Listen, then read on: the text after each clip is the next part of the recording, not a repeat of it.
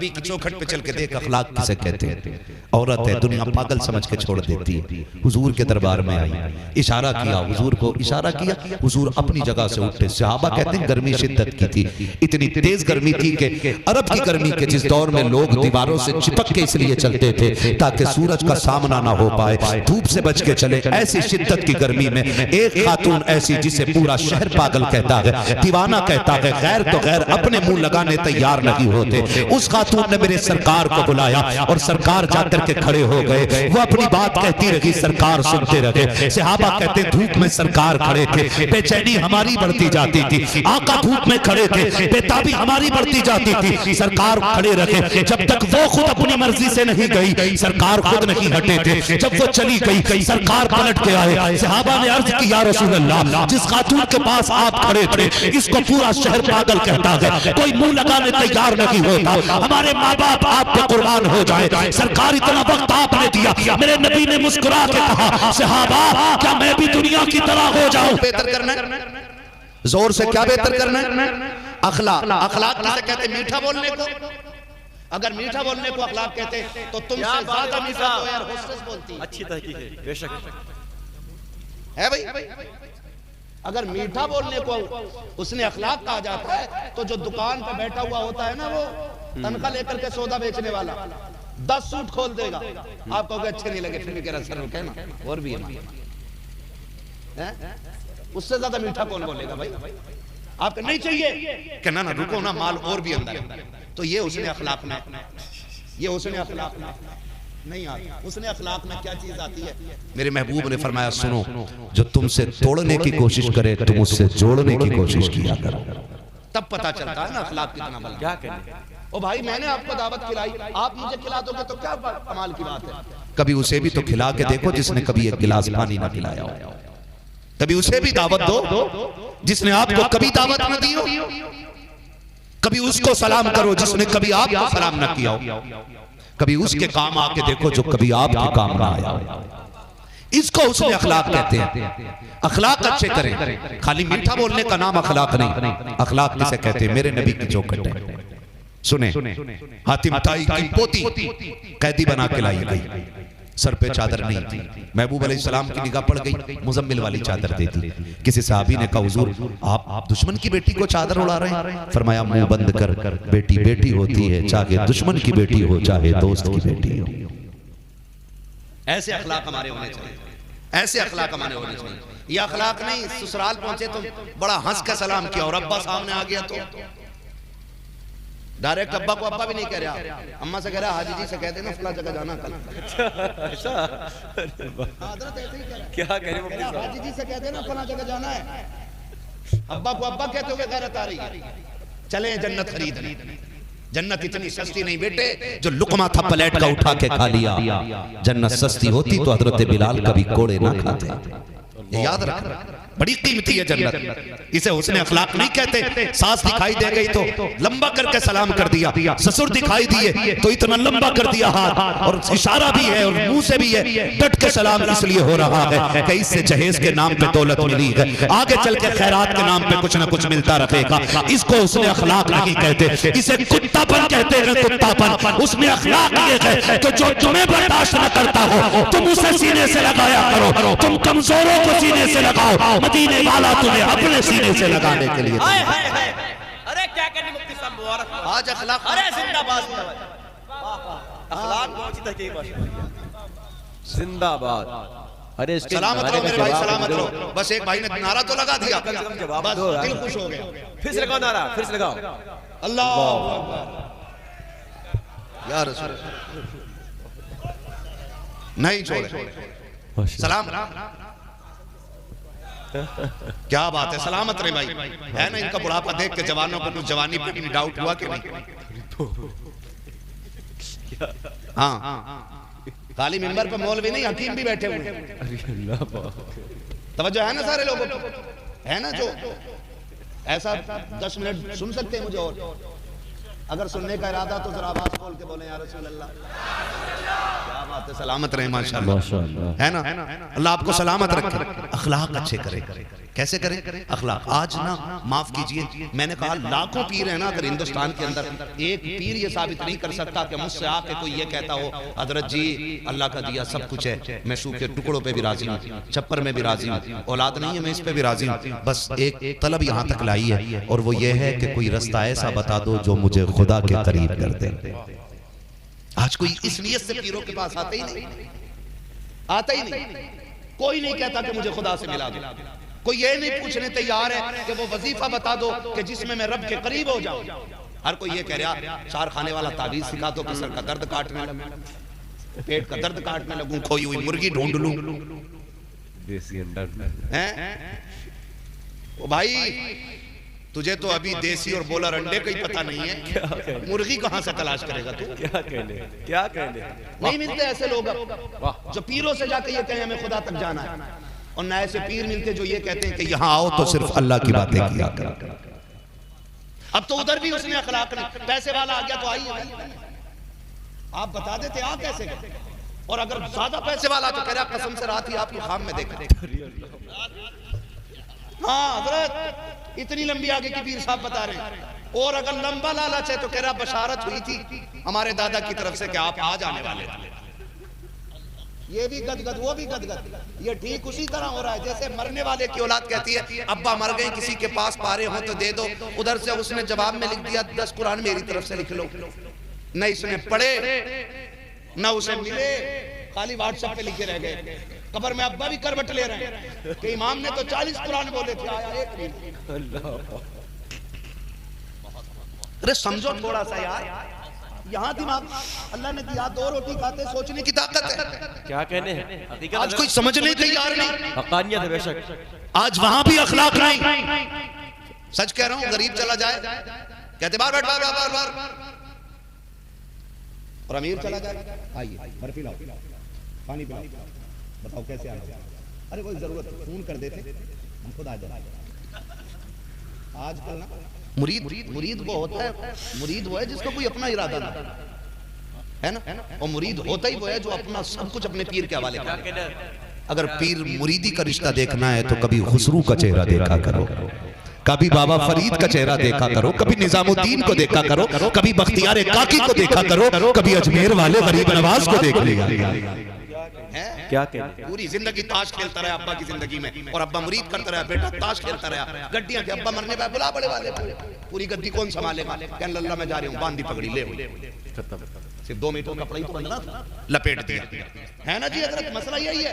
और फिर उनने इतनी दाढ़ी कर ली, लोग उसे चूमने लग गए। चूमने का नाम दीन नहीं है।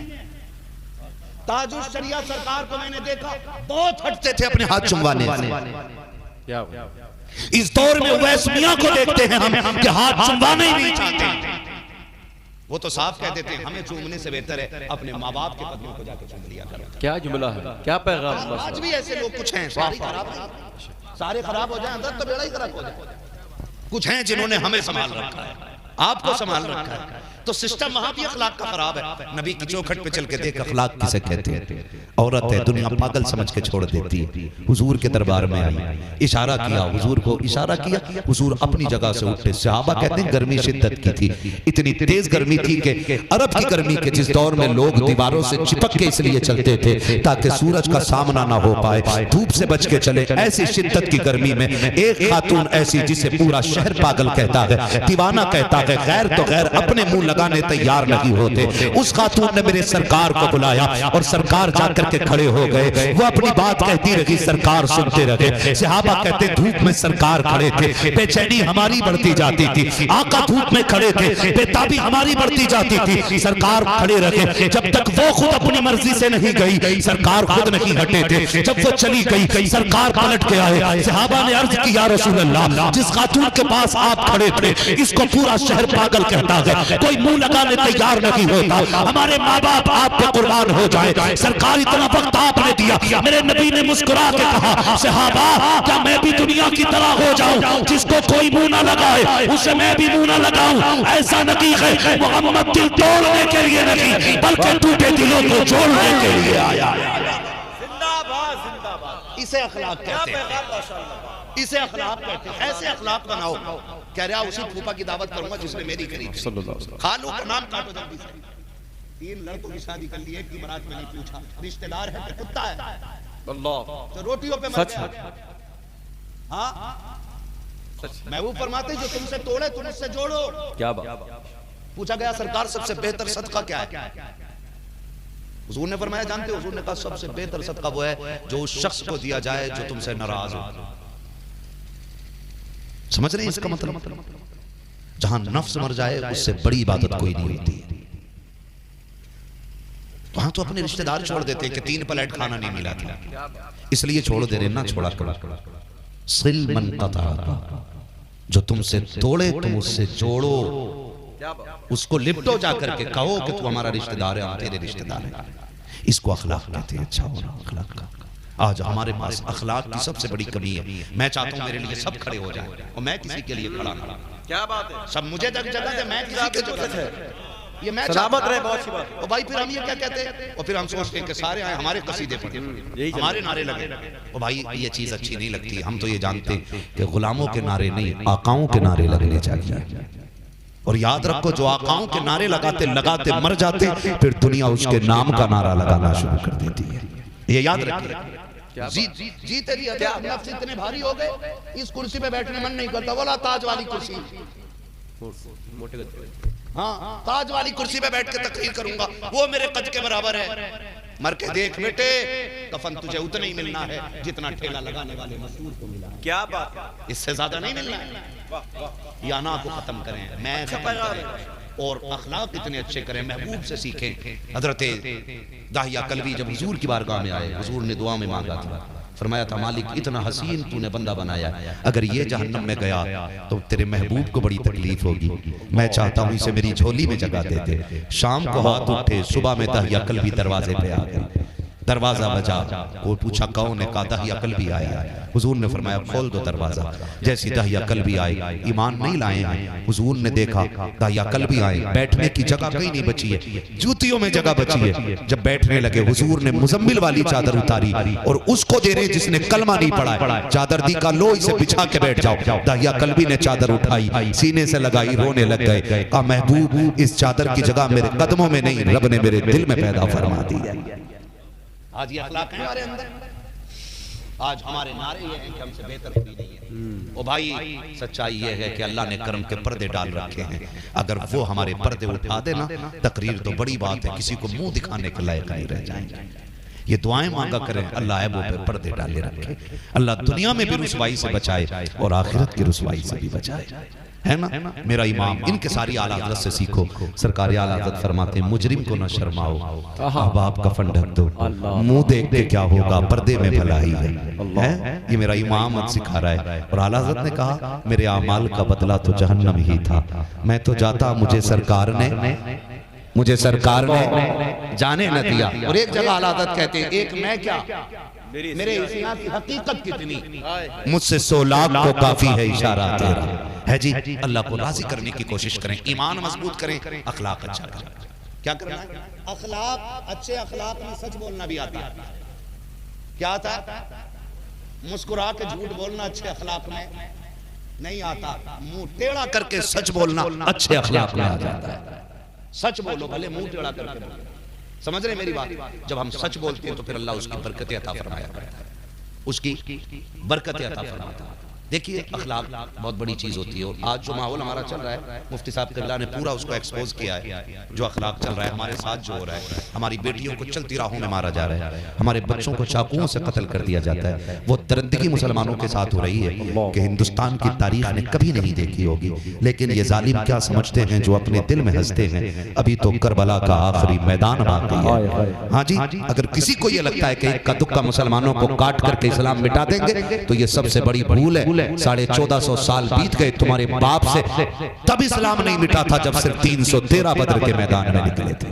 तुम्हारी औकात क्या, तुम मिटा दोगे? हाँ, मुसलमान परेशान है, मुसलमान कमजोर है, लेकिन मुसलमानों से मेरी एक अपील है, एक अपील, अगर कोई तुम्हें कत्ल कर रहा है, अगर कोई तुम्हें कत्ल कर रहा है तो समझ जाइएगा जिस बर्तन में जो होता है उससे वही निकलता है।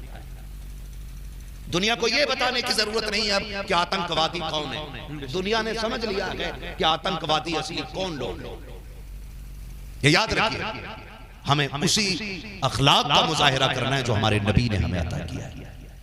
जो अखलाक हमारे नबी ने हमें अता किया है, हमें अखलाक इतने अच्छे करने, अपने इतने अच्छे करने, हमारे सामने अगर प्यासा आ जाए ना तो हम उसकी जात देख के पानी ना पिलाएं, उसकी प्यास देख के पानी पिलाने लग जाए। ये हमारा इस्लाम है। जात देख के नहीं, बल्कि बोलो प्यास देख के पानी पिलाना है, जात देख के नहीं, प्यास देख के। और हमारे बुजुर्गों का यह तरीका रहा है। सूफी हमीदुद्दीन नागौरी रहमतुल्लाह तआला, आज पूरी दुनिया उन्हें जानती है। जब वो बाहयात थे और उनकी बारगाह में लंगर चलता था। लंगर क्या चलता था? लंगर समझते हैं ना क्या होता लंगर? अरे खाया तो होगा किसी मज़ार पे, है ना, बुजुर्गों के दरबार का खाना। ये एक आम, मैंने इस्तिलाही बात कह दी, ऐसे आसान समझ जाए। बुजुर्गों के दरबार का खाना, उसी को हम लंगर कहते हैं। ठीक है जी, लंगर चलता था। सूफी हमीदुद्दीन नागौरी की बारगाह में बहुत लोग आते थे, खा के जाते थे, बगैर किसी लालच के लंगर चलता रहता था, लंगर चलता रहता था, लंगर चलता रहता था। एक दिन आप आए, लंगर से लोग खा के फारिग हो गए, सारे लोग लंगर में थे, एक बच्चा वहीं बैठा था। आपने कहा बेटे तुमने खाना नहीं खाया? उसने कहा जी नहीं। कहा क्यों नहीं खाया है? उसने कहा मैं हिंदू धर्म से ताल्लुक रखता हूँ और आपके लंगर पे गोश्त बना के, हमारे धर्म में गोश्त नहीं खाया जाता है। बच्चे की बात को सुना, ये कोई बहुत बड़ा पंडित ना था, ये कौम का इमाम नहीं था जो बच्चा बोल रहा था। एक छोटा सा बच्चा था, हिंदू धर्म से ताल्लुक रखने वाला था, लेकिन चूंकि बैठा एक सूफी की सोबत में था और उसने कहा कि हम गोश्त नहीं खाते हैं, इसलिए मैंने खाना नहीं खाया। सूफी हमीदुद्दीन नागौरी ने उसी वक्त ऐलान किया था, आज के बाद हमारी बारगाह में ऐसा खाना ना बनाया जाए जिसे कुछ छोड़ के चले जाए, कुछ खा के चले जाए। ऐसा खाना बनाओ जिसे मुस्लिम भी खाते रहे, हिंदू भी खाते रहे। अल्लाह अल्लाह। तालीमात मज़हब इस्लाम, पैगाम इस्लाम, पैगाम इस्लाम, ताजदार मदीना कॉन्फ्रेंस। वाह क्या पैगाम दिया माशाअल्लाह। तो भाई ये हमारा इस्लाम है और हमारे दिल में इतनी जगह है। हमारे एक बुजुर्ग ना अपने दस्तरखान का निजाम बदल देते हैं एक हिंदू बच्चे के लिए। आज के बाद हमारे दस्तरखान पे कभी गोश्त नहीं बनेगा। यकीन ना हो तो आज भी चले जाओ सूफी हमीदुद्दीन नागौरी के मजार पे, उस दिन से लेके आज तक लंगर चल रहा है। लेकिन जिस दिन से उस बच्चे ने कहा था हम गोश्त नहीं खाते हैं, आज तक उस दस्तरखान पे कभी गोश्त बना ही नहीं है। ये हमारे बुजुर्गों के तरीके रहे, हमने ऐसे निभाया ऐसे।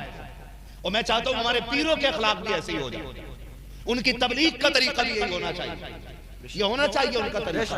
याद रखिएगा, दस्तरखान से जो तबलीग हो सकती है ना, वो रुमाल पकड़ाने से नहीं हो सकती। क्या जुमला कर दिया साहब, अरे वाह, सीधी बात बता, क्या जुमला कर दिया, क्योंकि मुंह खाता है तो आप, अरे वाह वाह वाह। और लुकमे क्यों, हर नमक हलाल लुकमे का एहसान मानता है। नमक खाया तो बहुत थोड़ा जाता है असद भाई, नमक खाया तो बहुत थोड़ा जाता है, लेकिन असर सबसे ज्यादा करता है। इसलिए कहते हैं मैंने आपका नमक खाया है, आपके साथ नमक हराम नहीं करूंगा, है ना। बिलग्राम शरीफ सरकार उवैस मियां का घराना, आपके अजदाद में तीसरी या चौथी पुश्त में बता रहा हूँ। नाराज तो नहीं हो रहे आप, बोर भी नहीं हो रहे, नहीं हो रहे ना। तो एक नारा इन्होंने लगाया, एक मैं लगा लूं, मुझे जवाब मिल जाएगा, ताकि मुझे पता चल जाए कितना सोना चाहते हैं और कितना सुनना चाहते हैं। लगा लूं एक नारा मैं भी, इश्क मोहब्बत, इश्क मोहब्बत, इश्क मोहब्बत, इश्क मोहब्बत, बस्ती बस्ती करिया करिया, सलामत रहे। मैं बता रहा हूं चौथी पुश्त में नमक का असर बता रहा हूं। तीसरी या चौथी पुश्त में बुजुर्ग थे, ठीक है ना, रात को लेटे हुए इबादत में मसरूफ है, तस्बीह चल रही है, चोर आ गए। क्या हुआ, जोर से बोलो, चोर आ गए, घर तलाशा, जिसको जो हाथ लगा वो लेके निकल लिया। एक चोर को लगी थी भूख, वो खाने के चक्कर में था, उसने जब एक बर्तन में हाथ डाला ना तो नमक आ गया। वो नमक का पता तब लगा जब जीभ पे रख लिया उसने, नमक खा लिया, सारे भाग गए, वो चौखट पे बैठ गए। अब वो बुजुर्ग उठे, उस बुजुर्ग कैसे उठ के कहने लगे यार जा ना, घर वाले उठ गए तो तुझे मारेंगे, सारे तेरे साथी चले गए, तू भी चला जा। है खुद भगा रहे अपने दरबार चले, कह रहे चला जा, ये उठ गए तो मारेंगे। उसने कहा जी मैं नहीं जा सकता। कहा क्यों? कहा खाने के धोखे में आपके दर का नमक खा बैठा हूं। क्या बात मुफ्ती साहब, क्या बात है। कह रहे नमक खा बैठा, ये अहमियत नमक की है। और कम से कम सैयदों का नमक तो इतना अच्छा होता है जो एक बार चख लेता है वो उन्हीं के दर का हो जाया करता है। यही वजह है आज अहले सुन्नत का ये नारा है, खाते हैं तेरे दर का, पीते हैं तेरे दर का, पानी के तेरा पानी, दाना के तेरा दाना। आज दुनिया सुन्नियत यही कहती है, ये चक्की फातिमा की चल रही है, समाना जितना लंगर खा रहा है। अरे बाबा, होता है। अरे जिंदा थोड़ा जाता असर चक्की फातिमा की चल रही है भाई, असर वाह ज्यादा होता, चख लिया था, वहीं बैठ गए और फिर उन्हीं के दर का होके रह गए, उन्हीं के दर का होके रह गया। ये बुजुर्गों की सलाह के तरीके हमारे, ये हमारे बुजुर्गों के। आज किसी पीर साहब की गोलक में 5 रुपए निकाल लिया, इतना पिटवागा के 7 पुश्तों से चोर कह के मरेगा, फला हजरत के घर में चाहिए। हाँ जी हजरत जी ऐसे ही है। आज दिल बड़े ही नहीं, क्या आज दिल बड़े ही नहीं, दिल बड़े किसके? जाओ बेटियों को जाके बताओ, तारीख में बहुत बड़ा नाम हजरत राबिया बसरिया सुना है ना। अल्लाह हमारी बेटियों को कनीज़े फातिमा ज़हरा बना, ये दुआएं मांगा करो अल्लाह से। हाँ राबिया बसरिया ये वो हैं जो एक रात में, हर रात में 500 रकात नफल नमाज अदा करते हैं। कितनी? सुभान अल्लाह, बोलो। और फिर भी अगर रात का हिस्सा बच जाता तो मुसल्ले पे रोने बैठ जाती। किसी खातून ने कहा राबिया 500 रकात नमाज पढ़ती हो और फिर भी रोती हो? तो कहती मैं नमाज इसलिए पढ़ती हूँ कि रब से मेरी दोस्ती है, मैं अपने रब को राजी करने के लिए 500 रकात पढ़ती हूँ। का फिर रोती क्यों हो? का फिर ये भी तो ख्याल आता ना वो बड़ा बेनियाज है, अगर उसने 500 रकात मुंह पे मार दी तो फिर रात भर की मेहनत जाये हो जाएगी। कहती पूरी रात सजदों में गुजारती हूँ, आखिरी रात रो के नमाज बचाने की कोशिश करती हूँ। आज तो मस्जिद में 3 टाइम पढ़ने चला जाए, कह रहा इमाम साहब के पीछे नमाज नहीं हो रही, क्यों? इनका अंगूठा ही लिया था सजदे में, तू क्या झुकैया मार लिया था? तेरी हो गई, तूने सजदे में अंगूठा दे। वाह वाह मुफ्ती साहब वाह। और कह रहा खाम में हुजूर नहीं आ रहे। क्या बात है, आज मूड में। तुम्हें पता है मुफ्ती साहब मिस्र में पढ़ के आए हो, कोई वजीफा ही बता दो हुजूर को देखने। नमाज भी तेरी फसाद से खाली नहीं, हाँ तेरे सफेद कपड़ों में भी अंदर 1000 काले धब्बे हैं। सजदे में कह रहा अंगूठा हिल गया, इन्हें निकालो। उसे ही तो दिखेगा जो ऐसा कर रहा होगा। हमारे यहाँ ऐसे होता, तुम्हारे यहाँ ऐसे ही होता ना। ये क्या कर रहा था? आज मूड अच्छा है। अरे बताओ क्या कर रहा था? मुंह उठा के क्या कहने मुफ्ती साहब, अजीब तरीका। अच्छी गिरफ्त है। 3 टाइम पढ़ ली तो मरे जा रहे हैं, इमाम को नहीं रुकने दे रहे।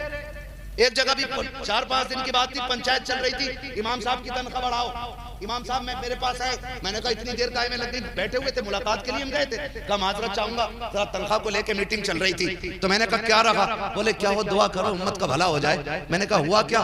बोले तनख्वाह 7000 है। एक ने कहा 8 कर दो, तो दूसरा कह रहा इतने पैसे देके क्या करोगे? अच्छा अल्लाह समद, खुद का बस चले तो मस्जिद की गोलक में से भी चुरा ला, अल्लाह उसे हलाल के साथ के 8 जाने तैयार। क्या कहने, हक बात है। और सुनो, नमाज ऐसी पढ़ो ना जिन नमाजों में दिल लगे, और ऐसी नमाजें तब होंगी जब इमाम दिल से नमाज पढ़ाए। क्या बात। अगर तनख्वाहें कम दोगे तो गारंटी नहीं है बगैर बुजुर्ग के नमाज जनाजा पढ़ा सकता है, और उसमें फिर तुम कुछ नहीं कह पाओगे कि दोबारा पढ़वाओगे मेरी हुई नहीं। क्या बात, समझ रहे मेरी बात? इमाम की तनख्वाह बढ़नी चाहिए कि नहीं है? अरे बढ़नी चाहिए कि नहीं? इमाम साहब की तनख्वाह बढ़ा दो ताकि ये हमारा पीछा छोड़ दो। हमारे पीछे पड़ जाते, उन्हें इतने देर हो एक रात के, मुझे 1 महीने से इतने नहीं मिले, तो इन्हें भी समझा दूं मैं। इन्हें भी एक बात बता दूं, जो दरवाजे पे खड़ा रहता है वो भी वर्दी पहनता, जो डायरी में चढ़ाता केस वो भी वर्दी पहनता है, जो अंदर बैठ के थाने को चलाता वो भी वर्दी पहनता है, जो पूरे कई थानों को चलाता है वो भी वर्दी पहनता है। बताओ होम गार्ड की और सीओ की सैलरी बराबर होती? मेहनत तो ज्यादा होती है उससे भी। और सुनो भाई, इस पे ना पढ़ो, ये अल्लाह के फैसले हैं। उसने जिसका रिस्क जितना मुकद्दर कर दिया वो अपना कमा रहा है। आप ये कोशिश ना करो कि उसका घट जाए, ये कोशिश करके अल्लाह तेरा भी रिस्क बढ़ा दे। वो दोनों तरफ होनी चाहिए मसला यार। इधर इमाम बोलते हैं, इमाम हम पे बोलने लगता है। सही है, ये बात बहुत सही है। बोले 1 घंटा बोले और इतने पैसे बहुत चल रहा है। भैया मेहरबानी करो, फसाद थोड़ा कम करो, आप इनकी तनख्वाह थोड़ी बढ़ा लो भैया, है ना। और अक्सर बिहार बंगाल में क्या होता है मालूम है? बिहार बंगाल में असद भाई, अगर यूपी के 4-5, मैं तो जाने बंद कर चुका हूँ, एक बार चला जाऊं 3 वीडियो बना के डालते, कतई झूठ है। तो होता यही है, ओहो अपने इमाम साहब से तकरीर कराते, उन्हें क्यों बुलाया था यूपी से? इनके इमाम थोड़े ही, मौलाना थोड़े। ओ भाई सबकी ड्यूटी बराबर नहीं है। ऑटो वाले से हवाई जहाज नहीं उड़ाया जाता है, हवाई जहाज वाले से बस नहीं चलाई जाती है, और बस वाला जो है डल्ला बैल नहीं चला पाता है। ये बुग्गी गाड़ियां सबके बस की बात नहीं है। मैं बताता हूँ, आप फॉर्च्यूनर चलाते हो और रक्षा चला के दिखा दियो पहली बार, बिल्कुल नहीं, सीधे नाले में चले जाओगे। क्या बात है, तिरछा ही चलता वो, सही उसे वही चलाए जो जिसका काम है जी। बिल्कुल। तो आप काम क्यों तोड़ रहे हो? अल्लाह तौफीक दे नमाजों की ना, तो इतराना नहीं। अपनी नमाजों को बचाने की कोशिश कीजिएगा। क्या करेंगे? बचाने की कोशिश। अल्लाह वालों के दरबार बता रहा हूँ। राबिया बसरिया एक रात में कितनी नमाजें पढ़ती है? सारे बोले, ये पीछे वाले क्यों नहीं बोल रहे? इनके घर में कोई नमाज नहीं पढ़ता है? पढ़ते हैं, जिनके घर में बेटियां नमाज पढ़ती हैं वो बोले। कितनी रकात पढ़ती थी? 500 रकात। फिर भी रात बच जाती तो रोने लगती थी। एक दिन ना नमाज से फारिग हुई, मुसल्ले पे बैठे बैठे नींद आ गई, लेट गई, सो गई। वही चादर जो सर पे थी वो डाल ली बदन। रात में आ गया चोर, पूरी रात चक्कर काटा, उसे कहीं कुछ ना मिला। उसने सोचा यही घर शांत है, इस घर में कुछ तो ले चलो, खाली लौट जाने से तो अच्छा ही है। हजरत राबिया बसरिया के घर में बढ़ गया, पूरा घर छान डाला, एक मोटा मुसल्ला, उसके अलावा कुछ दिखाई नहीं दिया। उसने सोचा खाली तो जाऊंगा नहीं, लोटा ले लिया, मुसल्ला ले लिया, चादर ले ली। जैसी चादर पे हाथ चलाया, लाइट भाग गई। काय की? आंखों की, अंधेले बन गए। हाथ पीछे कर लिया, फिर आंखें लौटाई, फिर हिम्मत करी, 3 बार हिम्मत की। सोचने लगा क्या मसला है, ये तो सो रही है और चादर इसकी उठाना चाहता हूं तो अंधा हो जाता हूं। गैब से आवाज आई, शर्म कर, राबिया हमारी हो गई है। राबिया सो रही है मगर उसका खुदा जाग रहा है। चोरी नहीं करने देंगे। अरे मुफ्ती साहब डर गया, उसने सोचा भागो। अरे बाबा, जब भागने लगा, राबिया बसरिया की आंख खुल गई। कहने लगी, बेटे आया था तो खाली क्यों जा रहा है? चोर है, समझ रहे मेरी बात? चोर है, लेकिन क्या जुमले? बेटे आया था तो खाली क्यों जा रहा है? कहा फिर? कहा खाली ना जा, कुछ तो लेके चला जा। उसने सोचा शायद खातून मुझे कोई खजाना देगी, होगा कुछ गांठ में बंधा हुआ सोना, वही दे देगी। पलट के दौड़ के आया, कहा क्या बात है अम्मा जी? कहा खाली क्यों जा रहा है, कुछ लेके चला जा। कहा क्या मिलेगा? कहा तू मेरे दरवाजे पे आया, रात भर कोशिश करता रहा, तुझे कुछ ना मिला, तुझे ऐसा घर ना बता दो कि रात के सन्नाटे में उस दरवाजे पे अगर कोई चला जाए तो अमीर बन के लौटा करता है। इसने कहा खुशी खुशी, जल्दी बताओ ना वो कौन से अमीर का दरवाजा है? आपने कहा ये लोटा रखा है? हाँ रखा है। कहा इसमें पानी है? कहा हाँ है। कहा इससे पहले वुजू कर ले। अल्लाह अकबर, ये वो पानी था जो राबिया बसरिया ने अपने लिए रखा है। कहा वुजू कर इस पानी से। चोर ने सोचा शायद कोई ऐसा रास्ता होगा जिस पे वुजू करके जाया जाता हो। इसने वुजू किया है। कहा अम्मा जी वुजू कर लिया है। कहा मेरी माँ ने कहा तो मैं तुझे रास्ता बताऊंगी। अम्मा बता तो सही। राबिया बसरिया ने अपनी चादर बिछा के कहा जरा 2 रकात के लिए मेरी चादर पे खड़ा हो जा, उसके बाद तुझे घर बताती हूँ। उसने सोचा आज तक रब के कहने से नमाज ना पढ़ी, चलो राबिया के कहने से पढ़ लेते हैं। जैसे मुसल्ले पे आया है उसने नियत बांधी है। राबिया बसरिया ने आसमान की तरफ देखा और रो के कहा मालिक मैंने इसका मुंह धुला दिया है, मेरे परवरदिगार आलम। राबिया इसको मुसल्ले पे ले आई है और जब वो सस्ते में पहुंचा, राबिया बसरिया ने कहा अल्लाह जितना मेरे बस का था वो मैंने कर दिया है, अब जो तेरा काम है वो तू करके दिखा दे। गैब से आवाज आई, राबिया दिल थोड़ा ना कर, तू मेरी है मैं तेरा हूँ, तू परेशान क्यों होती है? जब ये तेरे लोटे के पानी से वुजू कर रहा था तो तू मुंह धुल लगी थी, मैं दिल धो रहा था। जब ये मुसल्ले पे आया, सजदे में आया, राबिया यहाँ तक लाना तेरा काम है, वली बना देना तेरे खुदा का काम। नारे तकबीर, नारे रिसालत, मजहब इस्लाम, ताजदारी मदीना कॉन्फ्रेंस ताजदार मदीना कॉन्फ्रेंस। वाह वाह वाह, बहुत उम्दा माशाअल्लाह। अगर अखलाक अच्छे हो जाए ना तो दीन फिर बढ़ेगा, इस्लाम में लोग फिर दाखिल होंगे, फिर लोग बात करेंगे। अगर उम्मत का अखलाक ऐसा है तो मदीने वाले मोहम्मद का अखलाक कैसा होगा सल्लल्लाहु अलैहि वसल्लम। हाँ, ऐसे अखलाक करो। दो काम करने, ईमान मजबूत करना है, ईमान मजबूत करना है, डरना डरना। जरा सी बात को ये मत सोचना मुसलमानों के साथ ये क्यों हो रहा है, अभी वो तुम्हारे और मेरे साथ तो एक रत्ती भर नहीं हुआ जो सहाबा के साथ हुआ है। लेकिन ईमान बड़े मजबूत थे। हजरत खुबैब रज़ी अल्लाह ताला टांगा गया, तीरों का निशाना बनाया, जुल्म की हद कर दी गई, जानते हो। तो एक ने कहा था, सुनो, क्या तुम ये पसंद करते हो कि तुम्हारी जगह तुम्हारे नबी हो और तुम आजाद हो जाओ? तो हजरत खुबैब रज़ी अल्लाह ताला ने कहा था, तुम तो इस फांसी के फंदे की बात करते हो, मैं तो ये भी नहीं पसंद करता हूं कि मेरे महबूब के पैर में कोई कांटा भी चुभ जाए। एक कांटे के बदले में खुदा मुझे 1000 जिंदगियां दे और मैं महबूब के नाम पे सारी लुटाता चला जाऊं। ये रिश्ता हमारा ईमान का होना चाहिए। इतने